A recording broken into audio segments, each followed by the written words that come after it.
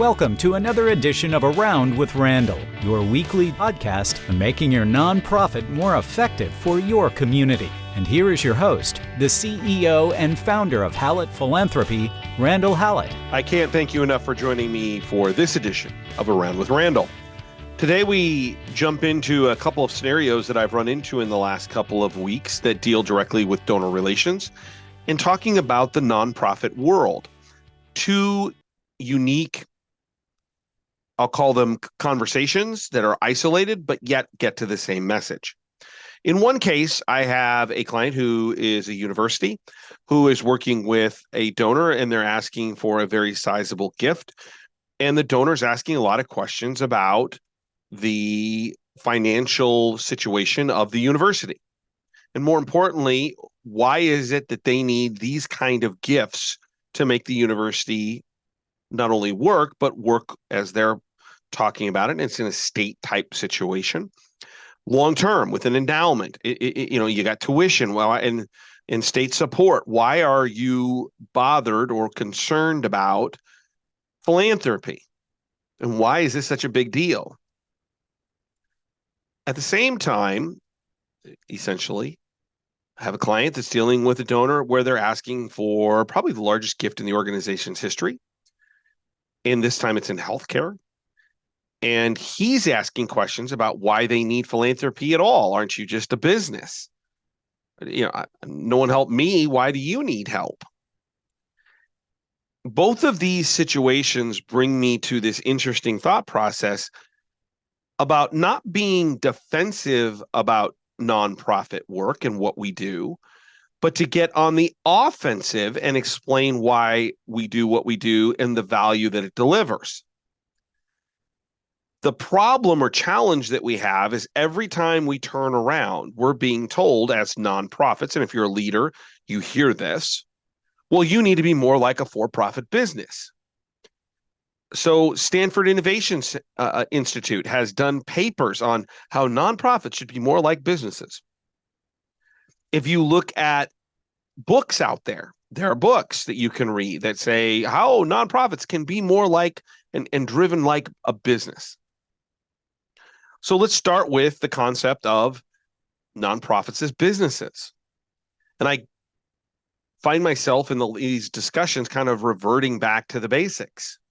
Nonprofits are businesses like any other business. The only difference is at the end of the year, if there's excess revenue, it gets put back into the organization.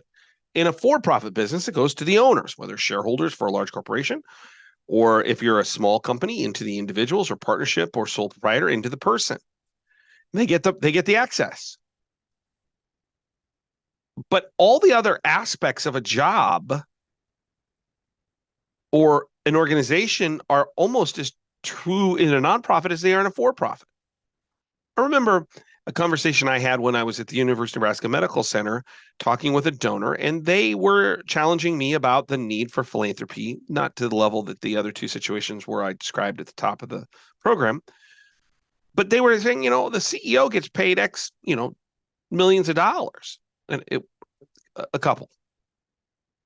You're a nonprofit. And I said, I'll stop here. Let's do a fair comparison.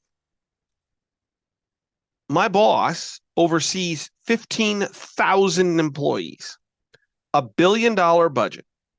He's the largest non-governmental employer in the community. He has legal problems, compliance problems, finance problems, HR problems, like any other employer. Except with 15,000 employees, it's on steroids. If that person with the same problems was working and leading a for-profit company,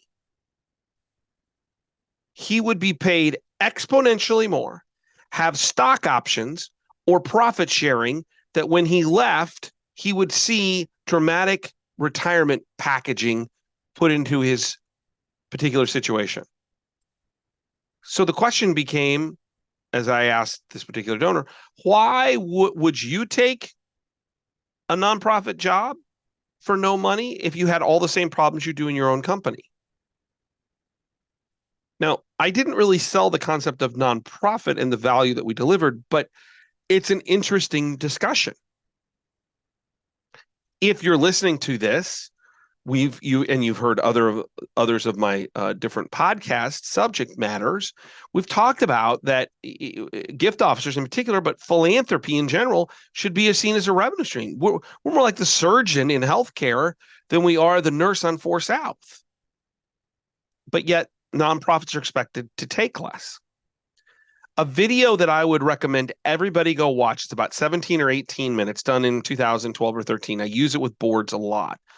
Is a video with a gentleman by the name of Dan Polenta. It's a TED Talk, Dan Polenta. And he talks about how nonprofits are viewed as, well, you got to be cheap and you got to save money and you got to put all the money into, but we don't invest enough and we're not enough infrastructure. There's no capital infusion that allows it to grow. It's worth, from a broad perspective, sometimes what we think of and hear about nonprofits being cheap. And hey, let's get the advertising at 3 a.m. because it's cheap then when nobody's actually listening. I think it's also important to note the value of nonprofits in the United States. And I'm talking about economically. Let's put numbers to it. There are 12.3 million employees that work for nonprofits.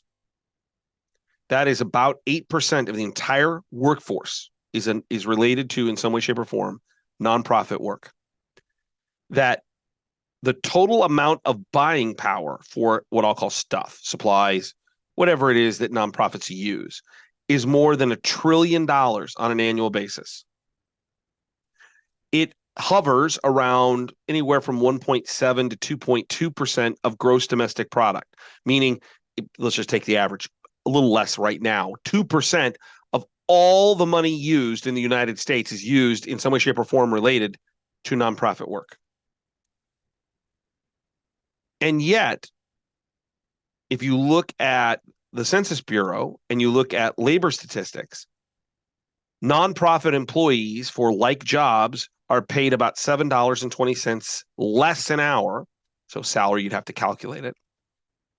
And nearly double that when you add total compensation, which includes bonuses and insurance and other type additives that we have in our compensation packages, which means we're getting shortchanged on cash and we're getting shortchanged on benefits.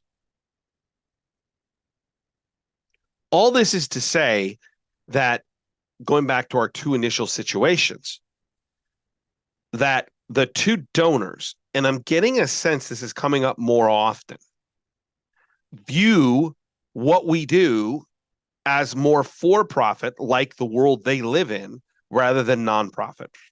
Which brings us to the question of, and this becomes the move towards tactical, what are we going to do about it? All of those things are true that I spent the first 6-7 minutes talking about, and they all are. Value, how we're not being paid in the same, how we fight for the things that are important in terms of revenue and in terms of the same problems, and there are books being written about it. What are we supposed to do here? Part of this, I think, is, if I steal from my dear friend as I grab his book, Nathan Chappell, and my other good friend, Brian Crimmins, Generosity Crisis, is I think that we are spending way too little time building deeper relationships that actually explain why our nonprofits are of value, which is what they talk about in terms of radical connections. We're transactional. And so we're not maximizing giving. We can get someone to give us $50 because, people want to be charitable, but, if you want to get the 5 or 10,000, it's going to take some time, or 100,000 or 500,000. I've got a client that I'm working with where they're in a campaign and they're kind of still in the silent phase.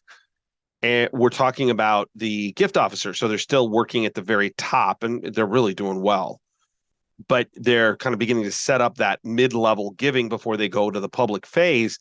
And I'm beginning to meet with the gift officers and I'm like, tell me what your thought process is. And they're literally telling me, well, I don't have anything to ask for. I'm like, whoa, wait a minute. We know that the top 15 donors are going to be closed in the next 3 months. which means your time in these gifts may be between 100, 250,000 and maybe down to 10, probably closer to 50. So 250 to 50. How many meetings do you think that's going to take? If you think it's going to take one meeting, you're crazy. You should begin the process right now of having these meetings to build better relationships, to be able to explain the need, which comes all the way back to our stories. They're going to run into people that go, why do you need the money? And you may need time to build that. And that goes back to more radical connections. How do we explain what we do? So how do we do that? Well, we have to start with the idea of what makes us different. And the difference starts right with our mission. We are not there to make a profit. We are not there to make money. Any money we have left at the end of the year goes right back into the organization. And most would tell you they're running right on the line or just under revenue from with expenses just being a little bit more, which means they're not making any money. I absolutely am amazed in the two conversations that are occurring. I genuinely believe that in both circumstances, neither donor has really thought about the fact that at the end of the year, the money doesn't go anywhere. It's not pushed out to investors. It's not to say that they are under kind of a misapprehension of the facts. I'm saying they haven't even thought about it. How often do we actually start with the premise of what our mission is and not only what we do, but the fact that our finances are built to keep the money in the community, in the nonprofit, to build it, to grow it? I'm kind of amazed that as I thought about this podcast, I dealt with these two situations kind of built into it. I don't ever talk about it. And that's my mistake. So missions first, not only what you do, but how you're set up. Because the setup sets up the mission. The second thing is that our staff are generally motivated and have different values. They're motivated differently and they have different values. The reason I know that is because we have people who work in nonprofits that are being paid in terms of pure salary, $7 less than the comparable person on the for-profit side. If everybody was purely cash driven, they would leave the nonprofit world and go into the for-profit world. And by the way, that's happening anyway. Then you add the concept of trying to retire, trying to save money, put a kid through college, pay off your house. Excuse me. I would say that part of this is that when you talk about compensation as a total being $13 less an hour, and 6 of that is retirement, insurance, those kind of things. If everybody was totally driven by money, they would have left. They'd have been gone by now. People in nonprofit world, and you being hopefully one of them, are there because you love what we do and we kind of make a difference. At least we think we do, and I tend to believe that to be factual. So the second thing is that we have people dedicated in a different way to the mission and to the outcomes than we do in the for-profit world. The third thing is that we have what I think of as outside influences and sources, much more so than the for-profit world. And the reason why is, and I read an article and I just looked at it, I said, that is just totally wrong. The article said, who owns a nonprofit? No one. And I went, no, the community owns it. It's through the representation of the board. Now, they may be good owners or representatives of the owners. They may be bad, but it's not that there's no ownership. The community owns it. Well, that brings in outside influences. If you're the CEO of a solo practitioner, a company, meaning an individual, partnership, or a single person or a small group LLC, you can change what you do in a moment without concern for what's going on in the outside world. You try to do that in a nonprofit and the newspaper's writing about it and everybody's now involved because they have ownership stake. And even a large corporation, if we take Jamie Dimon at Citi, he has immense power given to him by his board. And the only people he's really got to worry about are those board members. And if they're okay, he can tell the rest of the people who don't like whatever city's doing, drop dead. The power that comes from leadership in the for-profit world is reduced dramatically in many regards in the nonprofit world, particularly if you want to do something innovative. Back to that video, Dan Polenta. Creative, trying to do something different. So we have these outside influences. We've got staff who are aligned differently. And we have a mission that's really based on the finances being the money stays here to make a difference, what's going on in the community. The last thing I'll add is that nonprofits are built to fill holes in the community. And that applies to the museums, where art is something that the government is probably not going to be involved with most of the time. They fill that hole for those that love art. Music, theaters, things of that nature. Healthcare. Can you imagine our country if there was no nonprofit healthcare? Education. Can you imagine the country without higher ed being nonprofit? Of all these failures in the for-profit higher ed world, there's a reason. So all of these things align to the last tactical piece. So first thing is talking about how we're different. The last thing is all about stories. After you talk about the idea of, the outside sources, and there's a lot of political issues, the staff are driven differently, our mission and finances to fill these holes. It's all about outcomes. Why is it that a hospital is nonprofit? Because the law says when somebody comes into the ED, you have to take care of them, whether they can pay you or not. And the for-profit hospital will triage it just enough and then put you out on the front step. An interesting comment was made from the potential donor. He kind of chuckled and said, well, does that mean I can just cancel my insurance? And the response should have been, yeah. The difference is that you can afford it. And we are required to take care of them. And by the way, we want to. Because if you don't have this, you have people dying on the streets. In education, if we don't have nonprofit education, meaning investment into the future knowledge, into research, into training the next generation of leaders, then we have no hope, no future. Data and outcomes help. And remember, when you talk about facts, talk about it locally and nationally. Healthcare on a local level, we take care of this many people per year that can't pay. You might have donors say, well, that's their problem. No, it's really our problem. Because if we weren't here doing this, they're on the street. Now what kind of community do we have? What about the concept of education? If we don't have a hope of a future with the next generation of leaders and technical innovation and the research that goes on, then what kind of future are we going to have? It's a challenging time with people's economic position. People are concerned about where the economy's at. And you add politics on it, and I'm not going to talk about politics here. It just gets crazier. What I want us to get to is, as the last piece, that kind of builds on all of this, is tell the story of why your mission's important. Tell the story of the outcomes. Explain how you're different. Explain that you have 2 people, 100 people, 1,000 people that are staff, leaders who are taking less money on average because they believe in what's going on and making a difference in the community.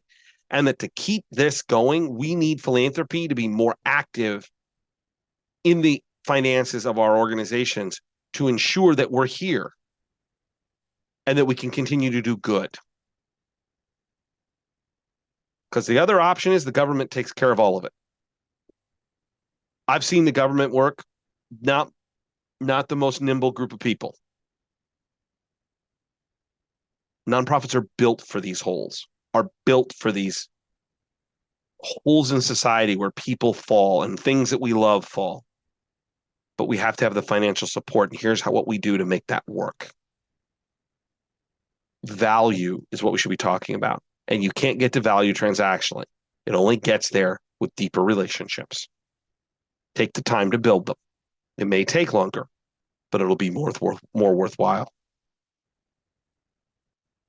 Don't forget to check out the blogs at hallettphilanthropy.com, 2 a week or so, just on different things I see, 90 seconds a piece.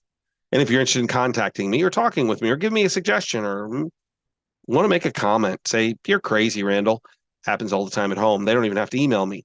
Email me at podcast@hallettphilanthropy.com. It's an important time for us to invest in ourselves and in our organization. Some of that is monetary. Some of that is just the ability to overcome obstacles and challenges in the office, out in the community. What I want you to know is you're doing great things. It's hard. It's not easy, but boy, is it rewarding. And I hope you feel that little of that reward. And my idea of this podcast is a 20-minute classroom on something that gets you to possible thought process for solutions. That's why I give it away. Hopefully you find some value in it. And I appreciate that if you do. Don't forget my favorite saying. Some people make things happen. Some people watch things happen. Then there are those who wondered what happened. At the end of the day, we're people who make things happen. We partner with those donors who want to do the same for the things and the people that are wondering what happened. And that's the value of nonprofit work.